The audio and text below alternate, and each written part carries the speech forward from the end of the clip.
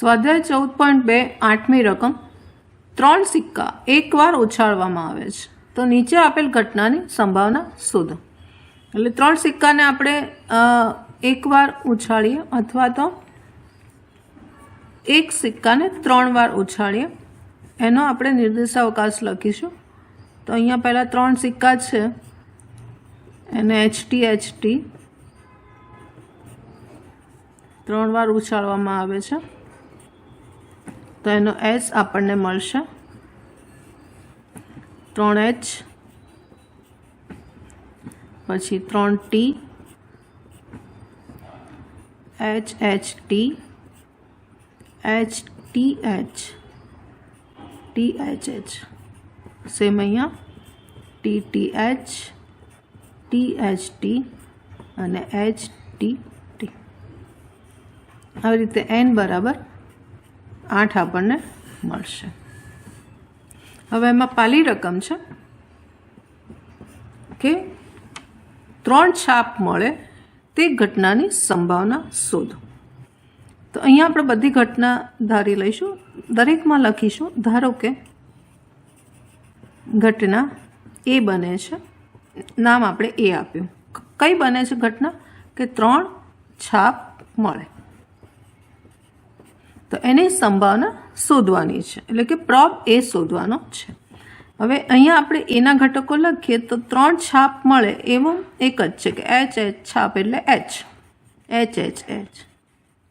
માટે probe A is equal to formula m/n, n બરાબર 8 છે અને m એટલે એના ઘટકો કેટલા છે તો 1 છે, એટલે આન્સર આવશે 1/8। બીજામાં ઘટના બી ધારીએ, દરેકમાં લખવાનું છે। ધારો કે ઘટના બી ધારીએ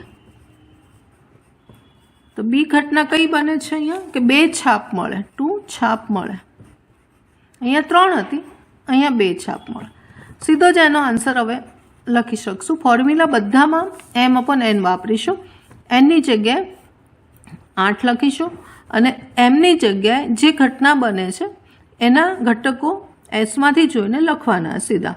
2 છાપવાળા કેટલા છે તો આ 1 છે, આ 2 છે અને 3 છે, 3 છે એટલે અહીંયા આવશે 3/8। ત્રીજામાં ઘટના સી ધારીશું અને ઘટના સી કીધું છે ઓછામાં ઓછી 2 છાપ મળે, ઓછામાં ઓછી 2 છાપ મળે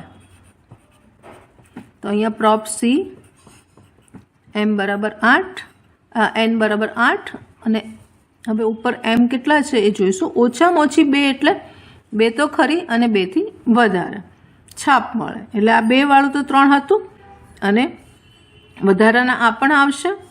ઓછામાં ઓછી 2 છે એટલે 1 વાળું લેવાનું નથી, વધુમાં વધુ 2 છાપ એટલે અહીંયા આમાં 0 છે એ નથી લેવાનું, એટલે ઓછામાં ઓછી 2 અથવા 2 થી વધારે। તો અહીંયા આપણને એના 4 ઘટકો મળશે એટલે 4/8 બરાબર 1/2 જવાબ આવશે। આ 4 એ 4 આવશે।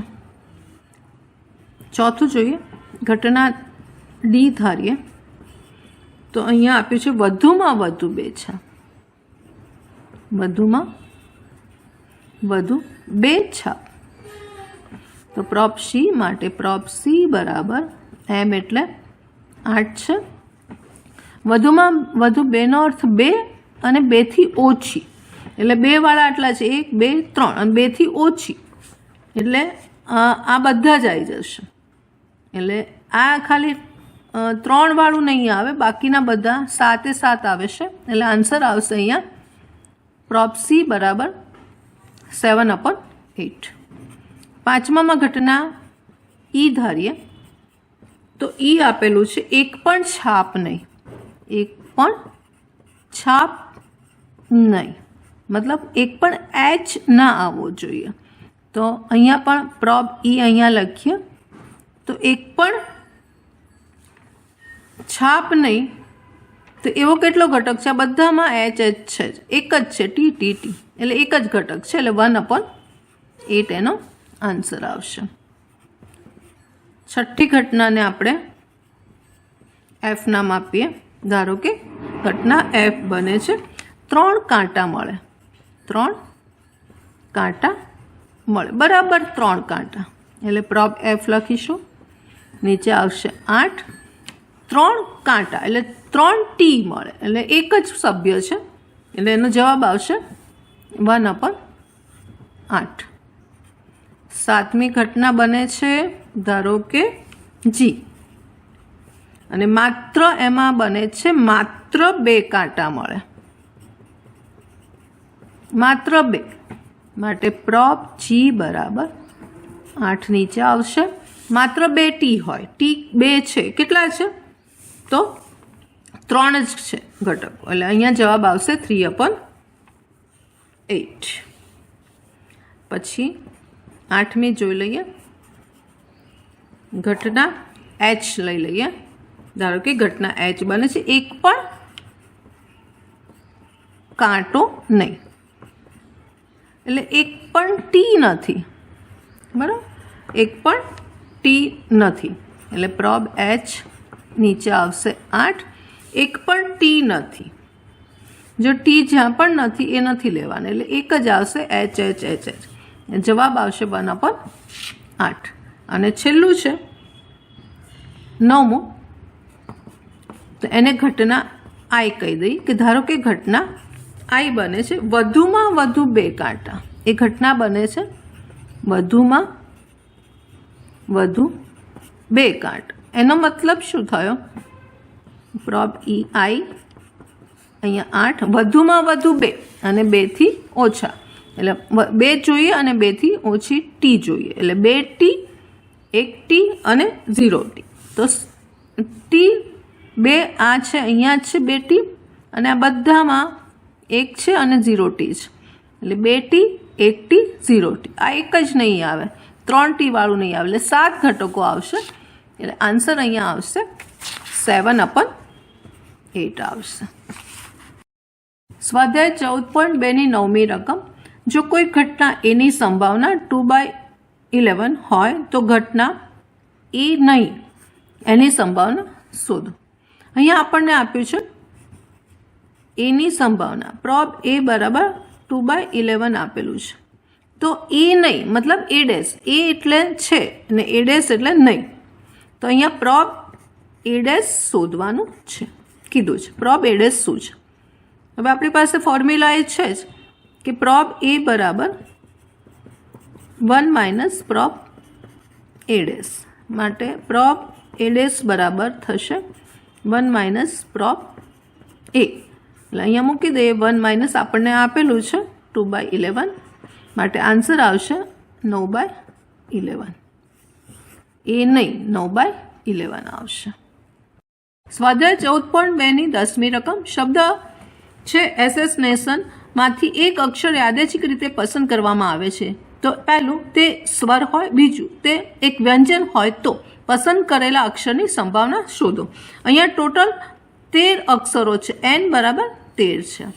હવે જે સ્વર છે આપણી પાસે અહીંયા આ શબ્દમાં સ્વર 6 છે, કે એ 3 વાર છે, આઈ 2 વાર છે અને ઓ 1 વાર છે, એમ કરીને 6 થશે, માટે વ્યંજન થશે અહીંયા, બાકીના વ્યંજન છે. સ્વર અને વ્યંજન તમને ખબર છે, વ્યંજન છે અહીંયા 7 છે.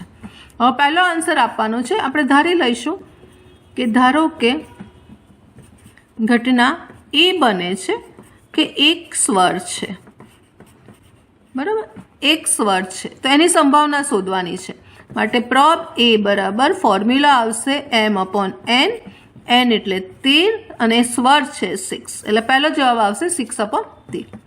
બીજો ઘટના બને છે ધારો કે બી નામ આપીએ, તો એમાં એક વ્યંજન હોય એવા અક્ષરોની, તો પ્રોબ બી બરાબર m/n, n ની જગ્યાએ 13 અને વ્યંજન કેટલા છે 7, એટલે 7/13 એનો આન્સર આવશે.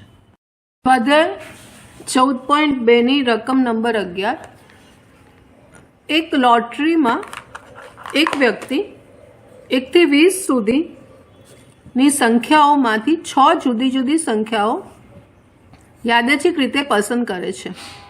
અને જો એ પસંદ કરેલી 6 સંખ્યાઓ લોટરી સમિતિએ પૂર્વ નિર્ધારિત કરેલ 6 સંખ્યાઓ સાથે મેળ ખાતી હોય તો તે વ્યક્તિ ઇનામ જીતી જાય છે. આ લોટરીની રમતમાં ઇનામ જીતવાની સંભાવના શું હશે? આપણે ઇનામ જીતવાની સંભાવના શોધવાની છે. તો અહીંયા પહેલાં થોડુંક છેલ્લેથી ધારી લઈએ કે ધારો કે જે લોટરીની રમત છે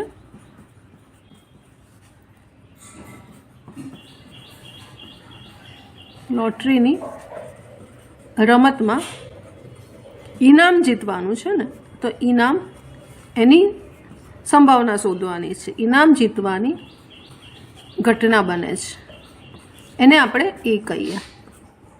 તો આપણે પ્રબ એ શોધવાનો છે જેનું ફોર્મ્યુલા છે m/n. આપણે m અને n અહીં મૂકીશું એટલે આન્સર આવશે. હવે લોટરી છે, એક વ્યક્તિ છે, એટલે એક વ્યક્તિ 20 ચિઠ્ઠીઓ પડી છે, ચીઠ પડી છે જેમાં 1 થી 20 નંબર લખેલા છે. હવે આ વ્યક્તિ એ જે 1 થી 20 લખેલી ચિઠ્ઠીઓ છે એમાંથી 6 જુદી જુદી સંખ્યાઓ એટલે કે 6 ચિઠ્ઠીઓ યાદેચ્છિક એટલે કોઈ પણ 6 એમાંથી પસંદ કરી લે છે. હવે એને 6 પસંદ કરી, એ પસંદ કરેલી જે 6 ચિઠ્ઠીઓ છે જે સમિતિએ નક્કી કરેલું છે કે આટલા નંબર આવશે 6 તો એને ઇનામ મળશે. એટલે એ ઇનામ જીતે છે તો એની સંભાવના શોધવાની છે. હવે વ્યક્તિ જે 6 ચિઠ્ઠી ઉપાડે છે 20માંથી, તો ધારો કે 1 થી 6 નંબર એ આવે, પછી 2 થી 7 આવે, એટલે એ પહેલાં આપણે n શોધવો પડશે કે 20માંથી 6 ચિઠ્ઠીની પસંદગી, કુલ પસંદગી કેટલી મળશે એ આપણે પહેલાં શોધીએ. એટલે જે 20 સંખ્યાઓ છે, 20 ચિઠ્ઠીઓ છે લખેલી, સંખ્યાઓ લખેલી, એ 20 સંખ્યાઓમાંથી જુદી જુદી 6 સંખ્યાઓની પસંદગી કેટલી વખત થશે? સંખ્યાઓની કુલ પસંદગી. તો આપણું સંચય અહીંયા આવશે એટલે કે 20માંથી 6ની પસંદગી 20c6 એટલે કે ઉપર આવશે 20 ફેક્ટોરિયલ, n ફેક્ટોરિયલ, નીચે r ફેક્ટોરિયલ એટલે 6 અને n માઇનસ r એટલે 20માંથી 6 જશે એટલે 14 ફેક્ટોરિયલ. અથવા આને આપણે આ રીતે પણ લખીશું 20 ગુણ્યા 19 18 17 16 અને 15 6 ડિજિટ લખીશું અને નીચે પણ 6 આવશે. 6 ગુણ્યા 5 4 3 2 1 આ રીતે પણ આને આપણે લખી શકાશે. હવે અહીંયા સાદરૂપ આપવાનું છે તો અહીંયા આપણે ભાગ ઉડાડીએ તો 6 તરી 18 5 તરી 15 આ 3 જતા રહ્યા, 4 દુ 8 એટલે અહીંયા 16, 16 દુ 18 આ જતા રહે એટલે બાકી આપણી પાસે રહેશે 20 ગુણ્યા 19 ગુણ્યા 17 અને ગુણ્યા 3 દુ 6. આનો ગુણાકાર કરશો તો 38,760 મળશે. આ આપણો n આવ્યો. n બરાબર આપણને મળશે 38,760. હવે nની તો કિંમત મળી ગઈ. હવે m શોધવાનો છે. તો આ જે કુલ પસંદગી થઈ 6 ચિઠ્ઠીઓ જુદી જુદી રીતે જે ઉપાડી શકાય એની કુલ પસંદગી થઈ. હવે એમાંથી એક ગ્રુપ 6નું એક ગ્રુપ છે એ ઇનામ જીતાડે છે. એક ગ્રુપ માટે આને આપણે લખવું હોય તો કે આ 38,760 પસંદગી જે થઈ, પસંદગીના પ્રકારો કહેવાય ને, આ પ્રકારમાંથી એક પ્રકાર લોટરી સમિતિ ના જે નિર્ધારિત કરેલા હશે એની જોડે મેચ થશે. લોટરી સમિતિઓ પૂર્વ નિર્ધારિત કરેલ 6 સંખ્યા સાથે મેચ થશે. બરાબર, એક પ્રકાર એટલે m બરાબર 1 આવશે. અહીંયા મૂકી દઈએ તો m બરાબર 1, n બરાબર 38,760. આ આપણો આન્સર આવશે કે એને ઇનામ જીતવાની સંભાવના કેટલી થશે તો 1/38,760 થશે.